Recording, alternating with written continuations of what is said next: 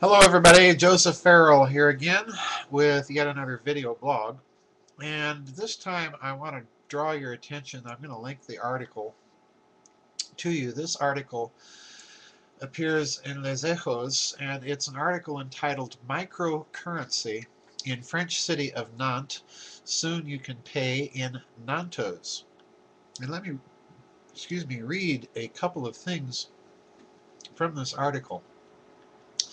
Accelerated by the financial crisis, Europe has seen a trend for small businesses looking to make more cashless exchanges. Nantes is becoming Europe's first major city to experiment with a virtual currency that can be used both by businesses and individuals.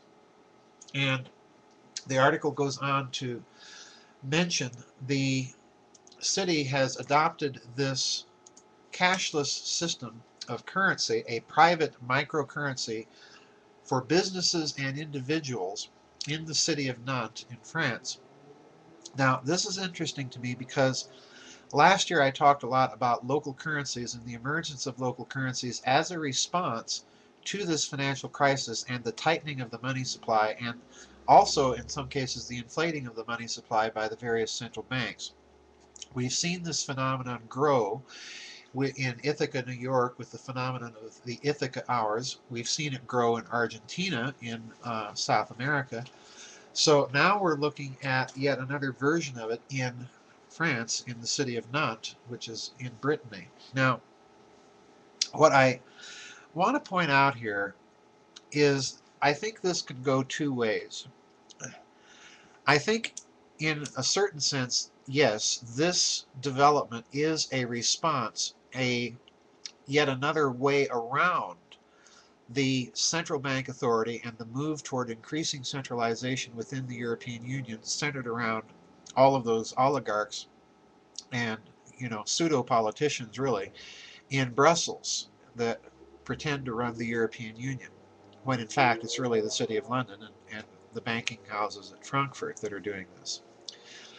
So this is another response again to the pressures on the currency as the euro begins to destabilize, as the eurozone, as we've talked about before in some of these video blogs, is beginning to show signs, not completely unraveling, but to show signs that it might.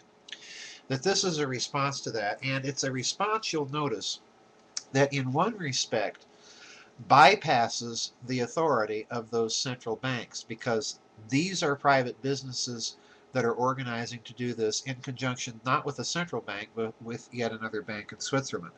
So in a certain sense this can be viewed as a move away from those banks that are trying to centralize everything under one Eurozone umbrella. All right, that's one possibility.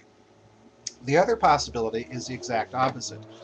The city of Nantes is apparently adopting a microcurrency that can be used in a cashless system of virtual exchanges between people. Now, this is interesting because this is one of the things that we've seen the central banks pushing. Particularly in Spain recently, they have basically prohibited cash transactions above approximately 2,000 US dollars in Spain. They want people to use the cashless system so that they can track and monitor it. And in this country, of course, since 9/11, the government has enacted a lot of laws that basically force you to report transactions above $10,000. And if you don't, for example, say you make $20,000 but you only want to deposit $9,500 in a bank so that you can avoid having to fill out all that federal paperwork, well, that could be a crime, because under the law that's called structuring, and it could indicate, again, intent for criminal or terrorist activity, never mind that you may just want to be able to do with your money what you want to do. So this move to a cashless system by the city of Nantes could, on the other hand, be playing precisely into these globalist bankster agendas to create a basically cashless society, which of course they would control and then be able to monitor everybody, their income, their spending habits, and so on and so forth. which, I'm a good old-fashioned kind of libertarian on that score. It's none of anyone's dang business what I buy, how much I make, and so on and so forth, or how I spend or don't spend my money, or where I deposit or don't deposit it.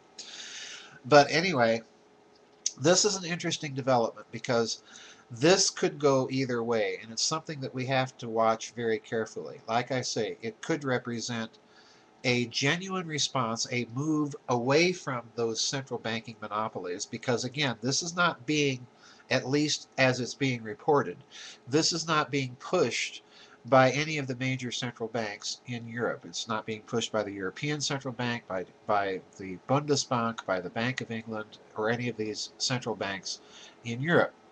On the other hand, it is playing into the cashless society theme that the global banking elite has been promoting. Now, I'll give you my take. I think it's probably somewhere between the two. I've written a lot and blogged a lot and commented a lot about the Daily Bell's belief that the internet revolution has basically done an end run, or at least forced the elites to back off and back up on some of their plans.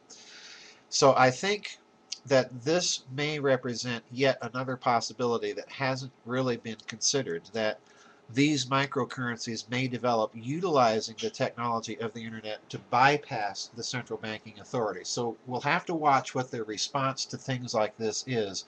If they try and move to regulate these types of things, then that's a signal that they themselves are not behind it.